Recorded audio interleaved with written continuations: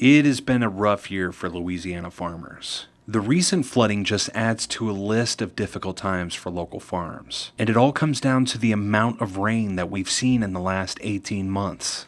Unfortunately, what we've seen thus far is rain just about every day or every other day in most of our big, heavier impacted areas. And what we're getting into a situation now is a situation of continued harvest delays. With all of the damage and these harvest delays, the LSU Ag Center estimates that the flood's minimum impact to our agriculture industry will be close to $110 million. Now, to get these harvest delays back on track, we need some dry weather. It's going to take 4, 5, 6, 7 days of really dry conditions before farmers can get back into it.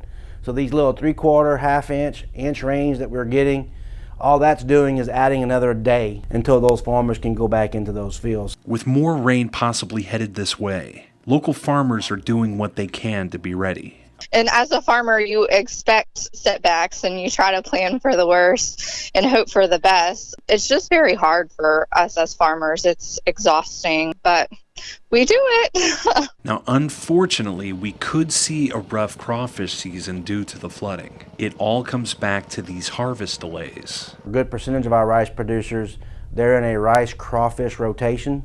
So those same acres that are growing rice now will be those that we're producing crawfish later in 2016 and into 2017. Unfortunately for the crawfish production system, it's going to be kind of a wait and see once we get to this fall and see how harvest goes to see exactly what type of impact we've had on it. Representatives from the LSU Ag Center believe that we'll see that $110 million economic impact from the floods grow even bigger. But for now, farmers are just worried about their plants growing, and they're keeping their eye towards the sky. In Baton Rouge, Tim Sproles, Local 33 News.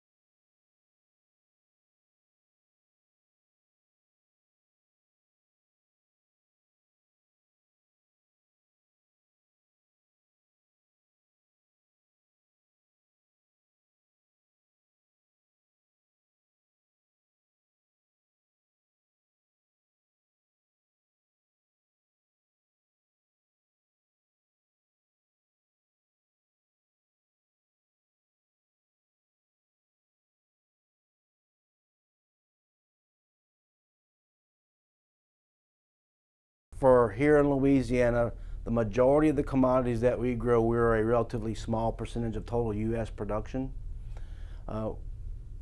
Corn, for example, we were probably less than 1% of total U.S. production. Soybeans, we're probably around 1% of total U.S. production. So when you look at from that standpoint,